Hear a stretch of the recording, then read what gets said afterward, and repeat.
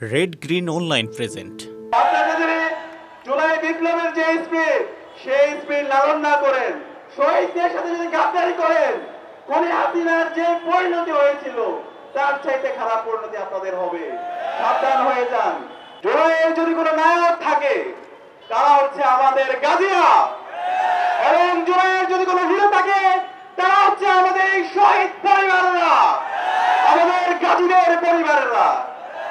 প্রিয় উপস্থিতি, গত 16 বছর ধরে খুনি হাসিনা এবং তার দোসররা ভারতের প্রেসক্রিপশনের মাধ্যমে আমাদের শিক্ষা ব্যবস্থাকে ধ্বংস করেছে, আমাদের বিচার বিভাগকে ধ্বংস করেছে, আমাদের শাসন বিভাগকে ধ্বংস করেছে, আমাদের দেশের সংস্কৃতিকে ধ্বংস করেছে, আমাদের দেশের সকল প্রতিষ্ঠানগুলোকে ভেঙে চুরমার করে দিয়েছে, আমাদের আরো মানবতাকে হত্যা করেছে।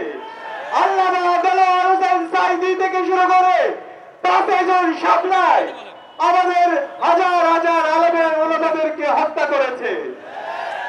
5 জুলাই 36 জুলাই 2024 সালের জুলাই বিপ্লবের মাধ্যমে আমাদের শহীদদের আত্মত্যাগের মাধ্যমে আজকে আমরা নতুন বাংলাদেশ পেয়েছি। জুলাইয়ের পরে আমাদের স্বপ্ন ছিল একটি ইনসাফ ভিত্তিক বাংলাদেশ বিনির্মাণ করা, এবং এই জুলাইয়ে ফ্যাসিবাদের বিরুদ্ধে দীর্ঘদিন ধরে যারা লড়াই করেছে সেই সকল স্টেক হোল্ডারদেরকে সাথে নিয়ে একটি ঐক্যবদ্ধ বাংলাদেশ বিনির্মাণ করা। কিন্তু আমরা দেখতে পেয়েছি জুলাই কিছু ঠিকাদাররা সেই ঐক্যকে বিনষ্ট করেছে। জুলাই যখন কারফিউ জারি করা হয়েছিল, ইন্টারনেট ব্ল্যাক আউট করা হয়েছিল, সেই সময়ে ঢাকার যাত্রাবাড়ি, মিরপুর, রামপুরা, বাড্ডা সহ সারা দেশে বিপ্লবী জনতা তার রাস্তায় নেমেছিল। তারা স্লোগান দিয়েছিল, নারে তাকবীর, নারে তাকবীর, দিল্লি না ঢাকা, ঢাকা ঢাকা। তারা দিল্লির দাদাগিরির বিরুদ্ধে এবং আল্লাহর সার্বভৌমত্বের পক্ষে তারা স্লোগান দিয়েছিল, আজাদের পক্ষে স্লোগান দিয়েছিল। আমরা দেখতে পেয়েছি আমাদের যাত্রাবাড়িতে আমাদের কওমি এবং আলিয়া মাদ্রাসার শত শত শিক্ষার্থী তারা শহীদ হয়েছে। সাভারে আমাদের শত শত শ্রমিকরা তারা জীবন দিয়েছে। এবং 18 জুলাই যেদিন ঢাকা বিশ্ববিদ্যালয় যখন বন্ধ ঘোষণা করা হয়, আমাদের প্রাইভেট বিশ্ববিদ্যালয়ের ভাই বোনরা আবু সাঈদের মতো তাদের 2 হাতকে প্রসারিত করে তারা রাস্তায় নেমে তাদের জীবন দিয়েছিল। এবং শহরের মধ্যবিত্ত শ্রেণী এবং এলিটরা তারা রাস্তায় নেমে এই ফ্যাসিবাদের বিরুদ্ধে তারা তাদের জীবনকে উৎসর্গ করেছিল। কিন্তু এই 5 আগস্ট পরবর্তী আমরা দেখতে পেয়েছি এই জুলাইয়ের ঠিকাদাররা আমাদের আলেম ওলামাদেরকে তারা বঞ্চিত করেছে। আমাদের যারা প্রাইভেট বিশ্ববিদ্যালয়ের ভাই বোনরা ছিল তাদেরকে বিভিন্নভাবে বঞ্চিত করেছে, এবং শহরের মধ্যবিত্ত শ্রেণী এবং তাদের যে মতামত নেওয়া দরকার ছিল তাদেরকে বঞ্চিত করেছে। এবং এর মাধ্যমে একটি অরক্ষ তৈরি হয়েছে। এবং যে অন্তর্বর্তীকালীন সরকার গঠিত হয়েছে, আজকে 9 মাস পরও শহীদ পরিবারদেরকে সাথে নিয়ে শাহবাগে আমাদেরকে বিচারের দাবিতে নামতে হচ্ছে। এর চাইতে লজ্জা আর কি হতে পারে? অন্তর্বর্তীকালীন সরকারের উপদেষ্টাদেরকে বলতে চাই, আপনারা যদি দায়িত্ব পালন করতে না পারেন আপনারা পদত্যাগ করুন। ছাত্র জনতা দায়িত্ব নিতে রাজি আছে।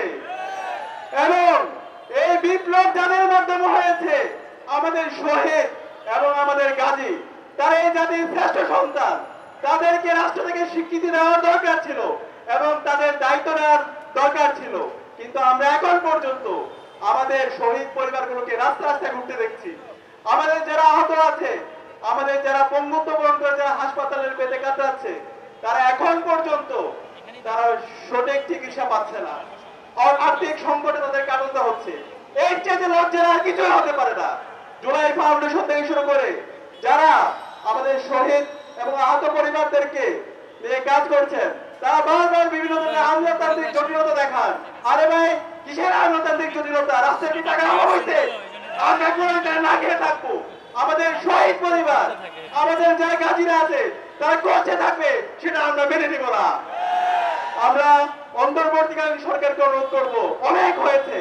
আমাদের যে মেজর দাবি ছিল, খুনি হাসিনা এবং তার দূষররা গত 16 বছরে বাংলাদেশে যে গণহত্যা চালিয়ে এসেছে এবং জুলাইয়ে যে গণহত্যা এবং শিশু হত্যা করেছে, এই প্রত্যেকটা হত্যাকাণ্ডের বিচার করতে হবে। এবং আমাদের যে প্রতিষ্ঠানগুলো ভেঙে চুরমার হয়ে গেছে, সেই প্রতিষ্ঠানকে নতুন ভাবে রিফর্ম করতে হবে। এবং আমি বাংলাদেশের মেজর পলিটিক্যাল পার্টিগুলোকে বলতে চাই, জুলাই পরবর্তী বাংলাদেশে একটি প্রজন্ম তৈরি হয়েছে, তারা আর ফেসিবাদকে ভয় পায় না, তারা প্রতিবাদ করতে শিখে গেছে।